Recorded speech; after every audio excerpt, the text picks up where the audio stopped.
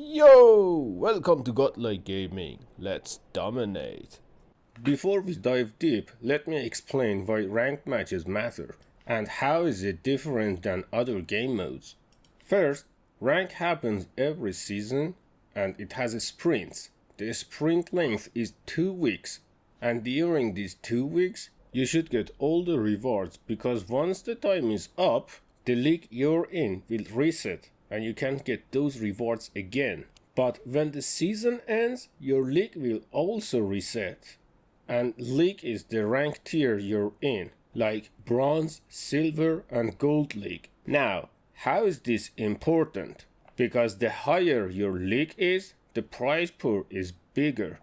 And to my experience, you have a better chance to climb the ladders at the beginning of every season because that's when the sweaty players like myself start grinding. So basically, more serious players participate early on, meaning higher chance to win.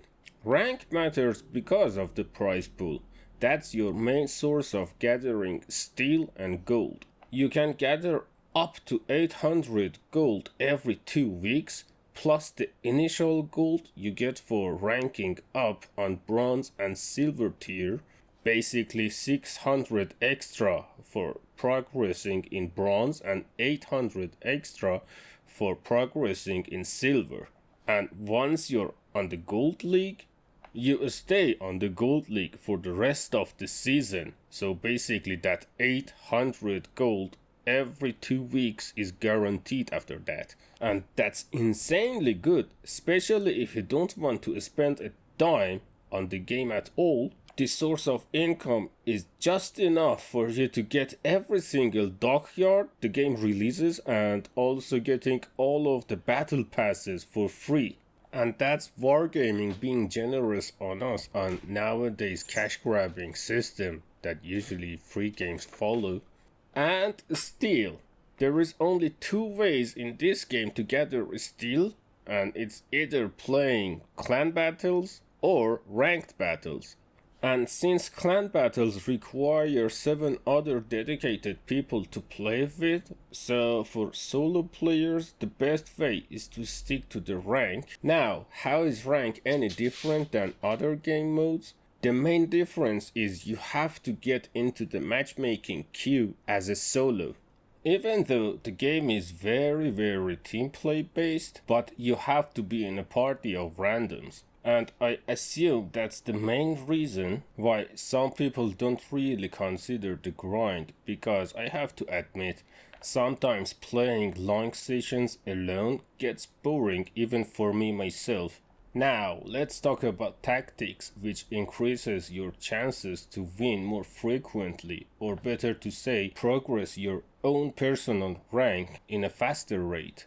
Since you're playing with random people, you can't really come up with a strategy in advance, and even if you ask a teammate to do something, they may not follow. Even that makes all the sense in the world to you, from your point of view. So you have to solely rely on your own role and perform your role as best as you can. And assume everybody else is doing the same thing. Because in the end, you cannot win the match on your own. So speaking of roles, I explain what you should do as each class. Basically, what's your main job and you should stick to it. As a cruiser, you're the main source of damage for the team, so take position the way you constantly can. Have angle to hit the enemy and support your destroyer, and if you're a radar cruiser, you have to stick to an island near a cap zone and defend it and preventing enemy to hide in a smoke screen. If you're in a battleship, based on the major rule of the ship itself, either you're a sniper battleship, which usually has less armor,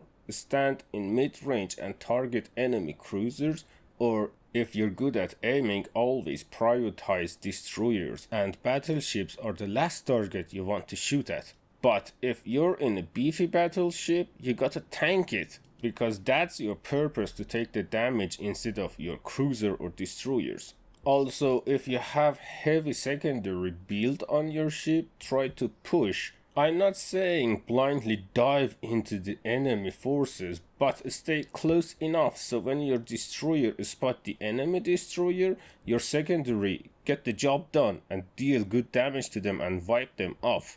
If you're playing as a destroyer, your only job is to capture zones and spot for your teammates. If you could deal any damage, it's a bonus, but dealing damage is not your job at all. If you play as a submarine, your job is to flank enemy and take them off guard. Your main priority target is battleships. And if you don't take out one ship before you die, then you're not doing your job good enough as a submarine. Finally, aircraft carriers. Your main job is to spot and hunting down enemy destroyers, but also preventing enemy aircraft carrier to do the same thing to your team.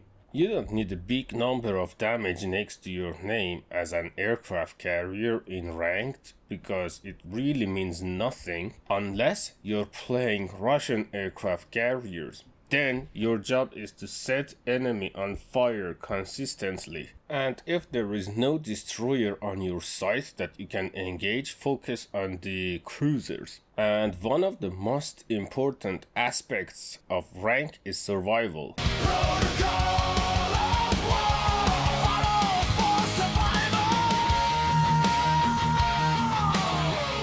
The longer you and your teammates survive, the bigger chance for the team to win, because enemy doesn't dare to push aggressively when they see the entire fleet is alive and standing their lines. But this doesn't mean you have to flee the fight. Take your battles, but make sure these are the battles that you can pull off and come out of it alive. If the situation is really overwhelming, then yes, just retreat strategically using smoke, reposition and re-engage again. And finally, I give you some tips which I like to call them doctrine of the war. Always monitor your minimap, be aware of enemy and your teammates' positions, and consider to fill the blind spots so enemy can't flank your team.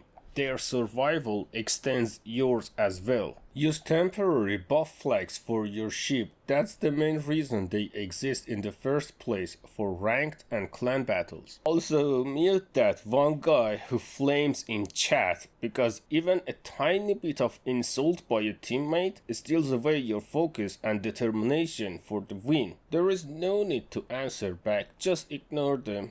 They do what they do, you can't change people. And keep in mind, it's not necessary to win every single match you play. If you do your role in perfect way, you always end up having the highest score, so it saves your star. Meaning, even if you lose, you get to keep your progress in rank. That's all that matters for you to boost your personal career, and don't feel bad about it. As I said before, it's a team game, and the winner team is always the team that every individual stays to their role better than enemy side. And the final tip, which is my personal recommendation, is to keep playing the same class, even the same ship, and master that one ship. Then you get used to the aiming and other mechanism, and eventually it becomes your thing, you know, like bike riding. After some practice, you don't really need to think about what you're doing, you just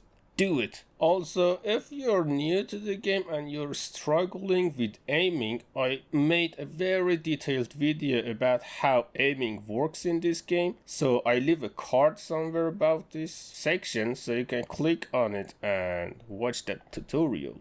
Alright, that's for today's video. Don't forget to sub, and God is out!